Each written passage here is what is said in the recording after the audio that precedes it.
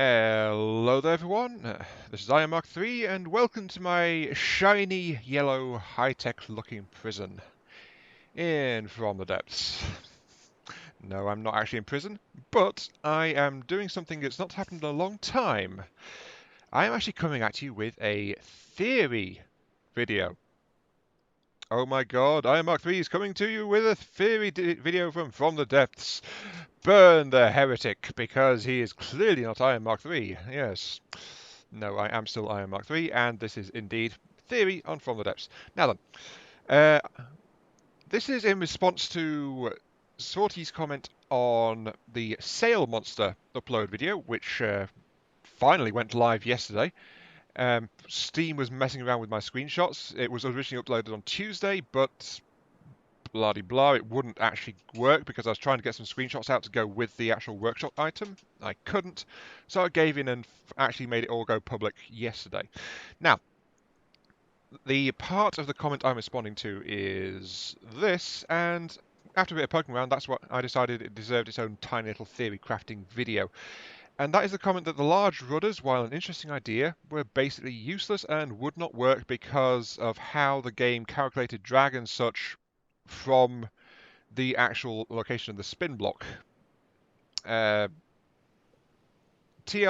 if you don't want to watch this, that is actually now debunked, according to this video, with some caveats. More accurate to say, it's partially right, it is partially not. So it's kind of situational. But, zoom out, as you can see, I've done a little bit of testing.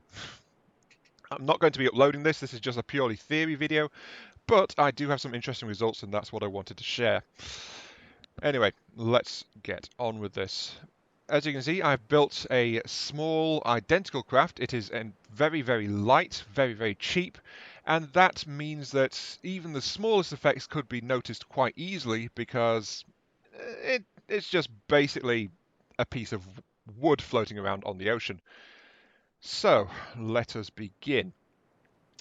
And this is the first model here because I docked it closer than everything else. So, which one is it? This one, yeah. Now then, the thing that made me question this is, I know that it used to be that turrets and spin blocks were not counted at all in the mass and drag calculations. So that used to be a thing. Then it got updated so they did actually have mass and stuff counting from the actual place itself. No, wait, this is the wrong one. Darn it. It's this one over here. Yeah, no. Wait, what?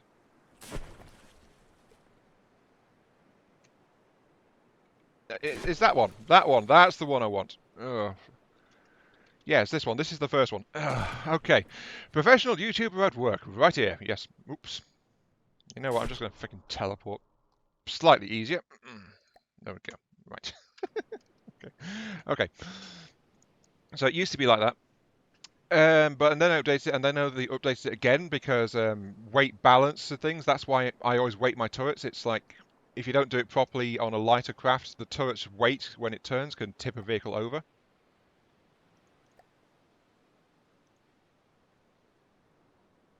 What the heck? Oh, here it is. Okay. And the entire craft dips in. Right. Basic craft premise. It has 30 power available to it. 3 basic engines. It's got ATB controls rigged up like on the Sail Monster to control its back sail, so it responds to left, right, and automatically centers itself after receiving no input.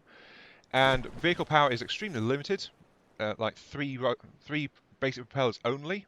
But other than that, the craft is stable, very light, so it will respond to just about anything that happens to it.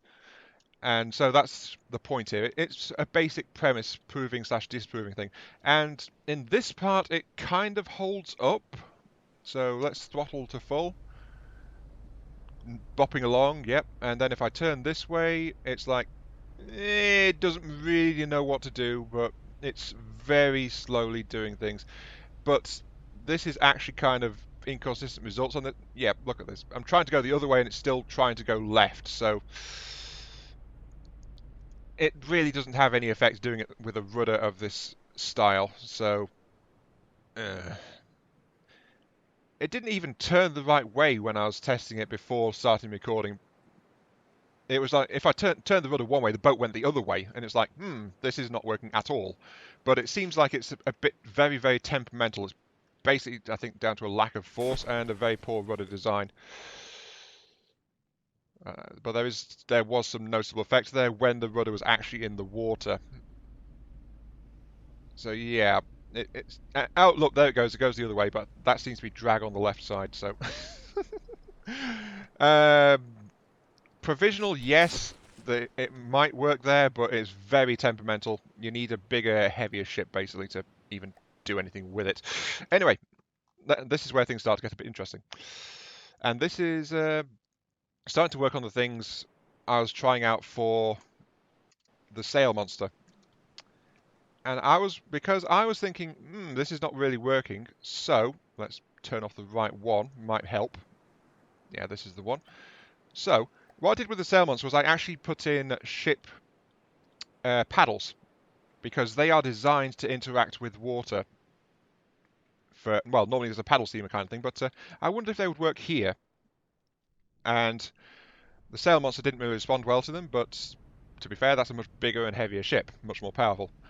But if I turn it here, as you can see, suddenly there is an immediate response as the craft tries to turn following the rudder's direction.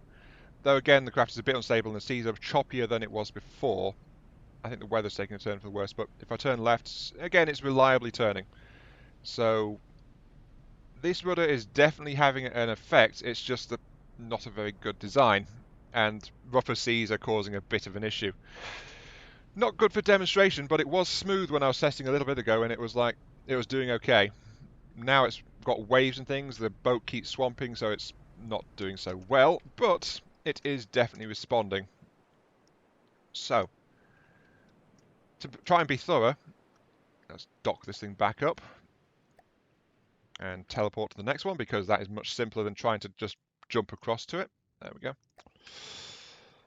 To try and test it further, I decided let's go with a completely submerged one.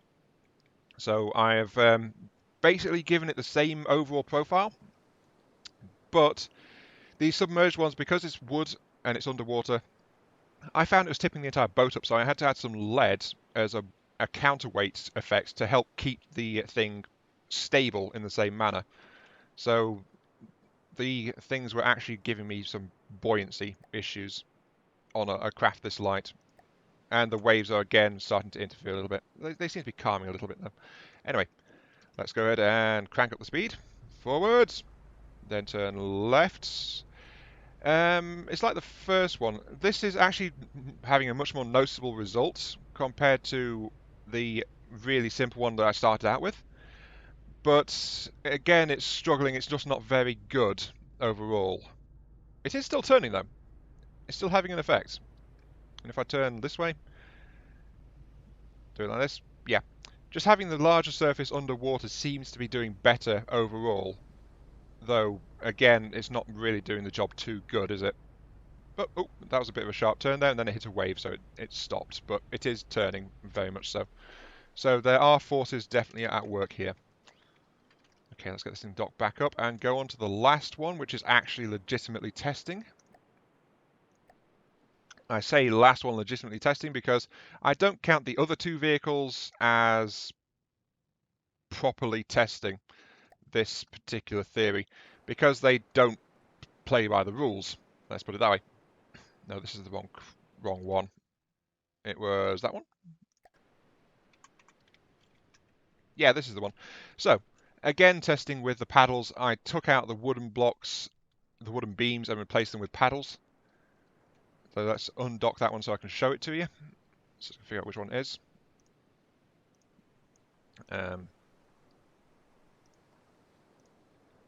I was on the right one anyway. Okay, undock. There we go. So this one is exactly the same. It's just had the wooden blocks replaced by paddles. Forward power. And it's, as you can see, it's responding a lot more readily now. So the paddles make a huge effect when used on large-scale rudders. So basically, using the specialized block that's meant to interact with water rather than just flat-out wooden beams and things definitely has its benefits. Let's put it that way. but it's definitely much improved again compared to last time. There we go.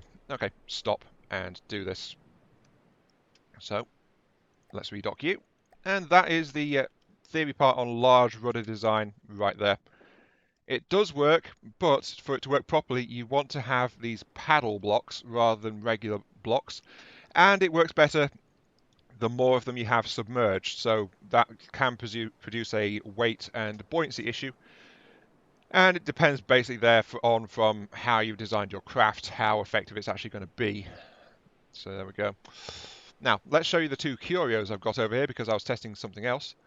And by the way, these two both work, but the fact is they are applying power in a different manner compared to the other testing craft, so it's not just the rudder effect by itself. They both use the underwater basic rudder pattern, but I have rigged them up with actual propulsion. I've taken the propulsion off the undersides of the craft and rigged it to the rudders instead. This one's got the powered propellers on it, so same power output as the other craft, it's just the power's on the actual rudder itself. And this one is, again, following in the footsteps of the Sail Monster. I've actually torn out the engines on this one, so that's a slight design difference there. And it has an unpowered, dedicated heliblade spinner on the end of the rudder instead as its power source. So there is that. Let's get into those two. This is the one. Yep. And undock this one. Turn you off. Thank you. Now then, this is of course actually the best performing of the lot because it's got actual engine power and it's got the propellers shifting around a lot compared to the actual vehicle base. So power it up, then turn, and it immediately responds because the actual thrust component is now on the rudder, so it immediately turns it, and it's very reliable because it changes where it's applying the thrust to turn immediately. So as you can see, this is the best working of the lot, because it really, really loves to respond to it because of how the thing is mounted. And if I turn left, it immediately turns left. So yeah, a very, very useful concept here. Though it's not relying on the large rudder, it's relying actually on where the power is being put out into the water. But if I use some actual paddle blocks on this, the turning would be even better because it would have extra resistance on the rudder itself, compared to just its basic construction that it's got here. So that's that one. The very last one is, of course, the unpowered version using the dedicated heliblade spinners. Let's lock this one. And get into the final test vehicle. Teleport. Now, as you can probably imagine, this thing does work as well because, again, it has the power placed on the rudder itself, and yes, that is true, it will work. It's got the same balancing sorted out, it's got the power being applied, so it can move. So there we go, I apply the power, it does okay, it is moving as you can see. However, it suffers slightly because actually, is that clipping against the side stabilizer there? These things are supposed to go to 45 degrees. Yeah, okay, that's why it's not performing as well. It's actually crashing into my own stabilizers, so that's because it's got a bigger propeller on it. So my bad there. It's actually has decent performance as well. It's just I didn't realise I was clipping my own vehicle there, so it's stopping the thing from turning properly. It's like the rudder's only going like halfway to where it's supposed to. So my bad there. That's actually on me.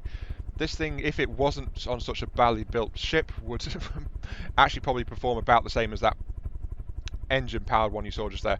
However, as a note, this thing is an unpowered propeller, so it suffers from the same power issues compared to an actual powered propeller. So this thing would be more effective if you routed more power to it and gave it an engine. But again, because of how it's mounted, that might cause issues as well. So careful design is required. Also, there is one slight curio about this particular craft, and this is something I came up with after posting the Sail Monster. The Sail Monster relied on you having to throttle back manually on your propellers to bring them to a halt and stop the vehicle. This one, however, actually features a manual cutoff. So if I press this key, suddenly the propellers stop immediately.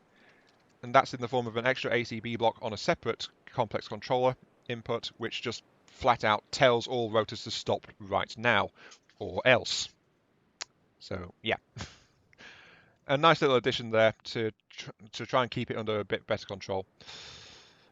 But that pretty much covers it all, and that covers my theory crafting. Yeah, get rid of that. Such a light craft bobs around a great deal. So that's it. That is my look at large rudders and see how viable they are. The answer is that actually they can be pretty darn viable, at least on a watercraft. On an aircraft, they will not be anything like as viable unless you use the powered versions to play around with where your craft is actually applying force to move. But those ones, if you give them a power output, like unpowered blades or just jets, because propellers won't work in the air, of course, they will still try to work.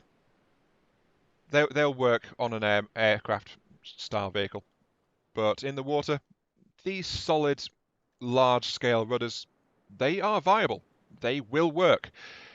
It just depends extremely much on how you've designed the vehicle and how you build the rudder in the first place. So it's a more complex design option, but definitely viable. This has been Iron Mark 3 coming at you with a bit of unexpected and unasked for from the Depths Theory. I hope you found it interesting and you enjoyed the show. And I hope this helps you out in your playing around with this game from here on out. I definitely found it interesting to try and work on this, and a nice little bit of fun in this game. So, yeah. Thanks for watching, and I'll catch you all some other time. See you all later.